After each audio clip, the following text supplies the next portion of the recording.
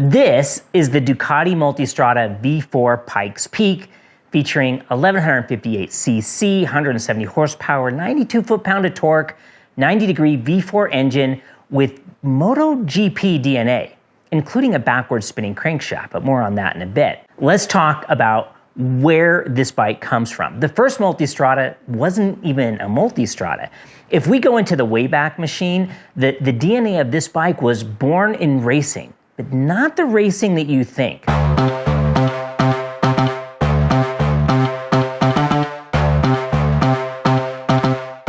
The year is 1983, and it's the middle of the Italian recession. An Italian manufacturer, Cagiva, who was known for small two-stroke dirt bikes, bought the failing Ducati with their sights set on Paris-Dakar.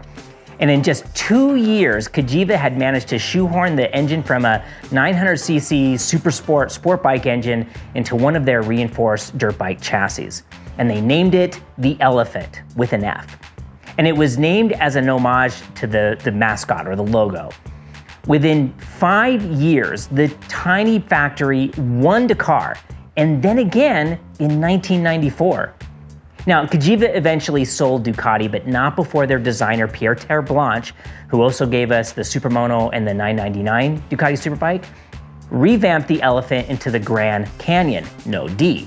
He used the same 900cc engine, but he tried to make the bike a little bit more universal with some street bias. And this design language served as the template for when he designed the first Multistrada for Ducati.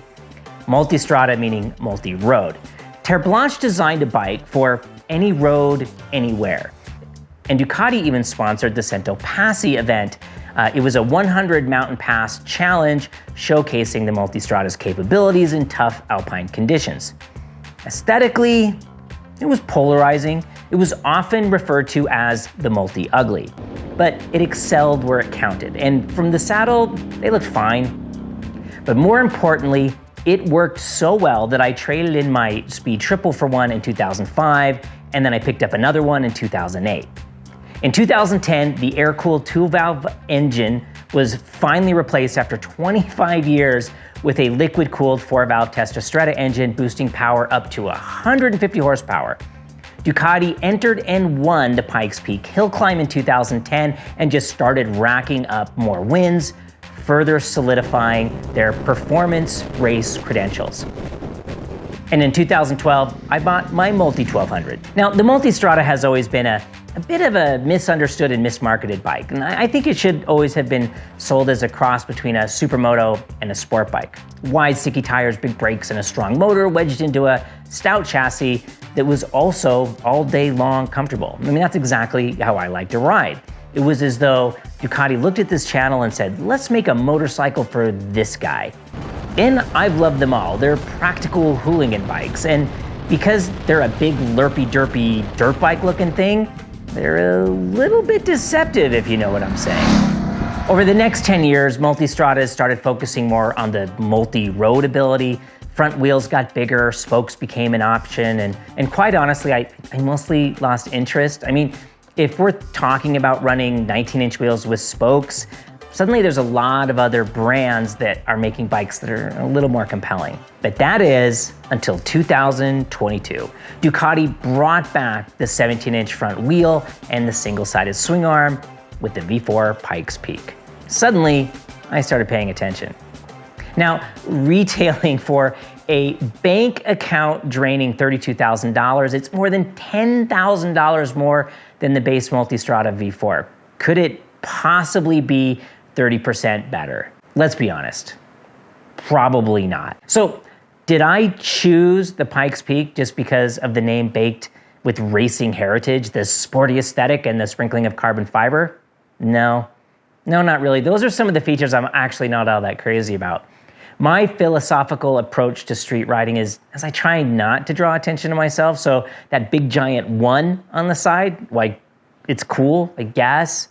It makes me a little bit more memorable when I'd rather just slip in and out of a driver's consciousness as quickly and as quietly as I can. So then, was it the 17-inch forged wheels and single-sided swing arm that drew me to the Pikes Peak?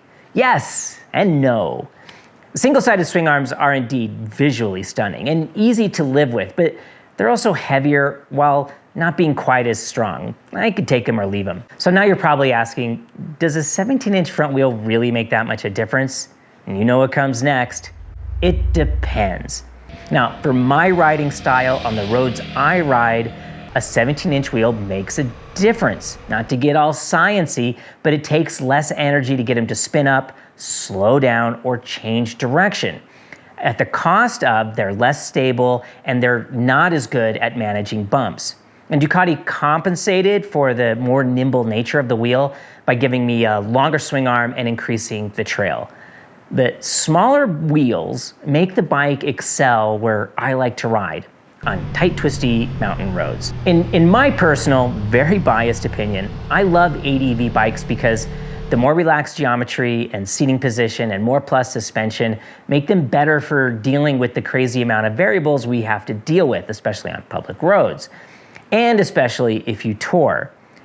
The Pikes Peak tickled my fancy because it still holds onto that superbike MotoGP racing DNA. It's a fire-breathing, tire-shredding, pavement-rippling monster that's comfortable enough to sit on for 10 days in a row. And I chose it over the BMW XR for one significant reason: the MotoGP-inspired backward-spinning V4 motor. Without anything more than anecdotal hearsay, I can say unequivocally, without hesitation, the V4 is the greatest motorcycle engine in the world. And you can take that irrefutable fact to the bank. But the backwards spinning thing is really interesting. Reversing the rotation of the crankshaft counteracts the gyroscopic forces of the wheels, and it makes the bike respond like a much smaller and lighter bike than it actually is. In other words, it's flickable despite its size. I mean, for comparison, go ride a BMW GS. They are so stable that you don't even really need to be there. The Pikes Peak is not that. To sum up the riding experience in one word would be engaging. It makes more power than any human needs. It makes power in such a visceral or linear way that you feel telepathically connected to the bike. From a riding perspective, it's absolutely joyful, like giggling in your helmet every time you twist the stick. And while some say the V4 lacks the character of a V2, I tend to disagree.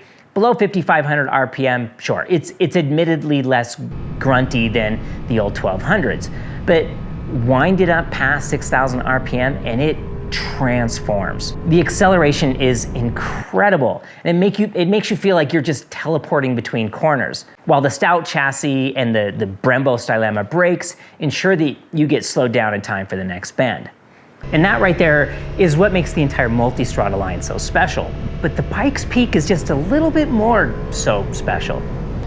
Almost every shot used for this video was captured with either an Insta360 X4 360 camera or the Ace Pro 2 8K action camera. So if you like what you're seeing, Insta has been supporting us for a while now, and part of that support means we have a deal for you. If you use our link, it costs you nothing, but you get whatever the best deal at the time is on any Insta product. And I've been extremely impressed with all their newest cameras. I have to confess, the X4 360 just continues to blow me away. Not only for its image quality, but for how many shots I can get from a single camera location. So if you're thinking about getting a new camera before spring riding kicks off, give Insta360 a look. Now ask yourself, what is the essence of motorcycle? If you're someone who just loves to ride, what actually matters? To my mind, a strong frame. Yeah, check. Nimble handling. Brakes strong enough to slow the rotation of the earth. Check. Well-damped suspension. Yeah. And buttery smooth throttle response. Yeah, in droves. The Multistrada is nothing short of brilliant because, yeah, all the features are really nice and they all function as intended. I mean, I didn't think I'd appreciate blind spot monitoring as much as I do. But more important than all of the features that fill up the website and populate the comparison charts is it does its core function with absolute genius. You would never in a minute believe that this big lurpy-derpy dirt bike looking thing was capable of obliterating apexes with this insane level of precision. I mean, it's heavy, it's long, it's tall. It's all the things that fast things aren't supposed to be, and yet it's none of the things that its dimensions would leave you to believe that it was, especially when it comes to how well the thing changes direction. Of course, the massively wide handlebar, the mandelbar, doesn't hurt because you have all the leverage of Archimedes. You know, Archimedes, ancient Greece, discovered the principle of leverage. Give me a place to stand and I'll move the earth. No, never mind. The seating position compared to the V4S, it has a slightly lower handlebar and slightly higher in rear set foot pegs, but they're ideal for how this bike is intended to be ridden. It's sporty without being cramped, and it's comfortable without being boring. Most of the motorcycles I've ridden, there's always a stretch of road where you wish you were on something else. You know, like ride a sport bike across an open plain and you're wishing for something relaxed, or ride a cruiser through the winding hill country and you're desperately wishing for something more capable. I don't know how they did it, but no matter where you point this bike, it's happy to go. Except in this case, with the Pikes Peak, the more frequent the corners, the narrower, the tighter, the less predictable, the more this bike just shines. And because it's such a pleasant place to sit, it's an eager companion for wherever you want to go. It's like an obsessive border collie that just never gets tired. Is it perfect? Lord, no, nothing is. I mean, I hate, my gosh, I hate the keyless entry. It offers no real world value other than it'll turn the bike off as if I were to leave the key on. The rest of the time it's this huge hassle. You're always worried about losing it or the battery dying or it getting wet. Sometimes at the gas station, the RF frequency from the gas station lights won't let you turn your bike back on. I mean, the old Multistrada had it. I hated it then, and I hate it now. Ducati, just give me a damn key. And then it's intended for touring, right? So a few things there. This thing's thirsty. It does not get good gas mileage. I mean, that's not that big of a concern for me. But what is it's over $30,000, and it does not come with heated grips, and it does not come with a center stand, and it does not come with bags. $30,000, Ducati, seriously? The adjustable windscreen is nice, but even at its lowest setting, I think it's still a little bit too high for me. You're probably taller than I am. I really do think smaller windscreens are better, but with that said, I think it does provide a really smooth airflow around the helmet with minimal turbulence until you get close to speeds you shouldn't be going on public roads. The Akrapovic exhaust from the factory, yeah? Yeah, it's basically just a titanium sleeve with the name etched on it. It's not any louder. You basically can't hear the bike until you're over 6,000 RPM, but when you are that high, it does sound really, really nice. And if you do commute on the thing, it's hot. It'll cook you. This bike is really designed to be out moving on the open road. Oh, and one last thing. The handlebars are the exact same height as mirrors. So lane splitters and filterers beware. But despite all that, I love this bike. I've loved it enough that I drained my bank account for it. Now, admittedly, this one did come in secondhand. It didn't have a whole lot of miles on it, but it was used. But from the deserts of Dakar to the top of Pikes Peak to my local canyon, the Multistrada has always been a bike that is capable of doing more than what you think it should be able to do. It's a design that's always been constantly evolving and changing and adapting. And this V4 Pikes Peak edition, I think it's a culmination of that legacy. It's a potent blend of the racing and MotoGP and Dakar DNA with some added comfort and stability and real-world practicality.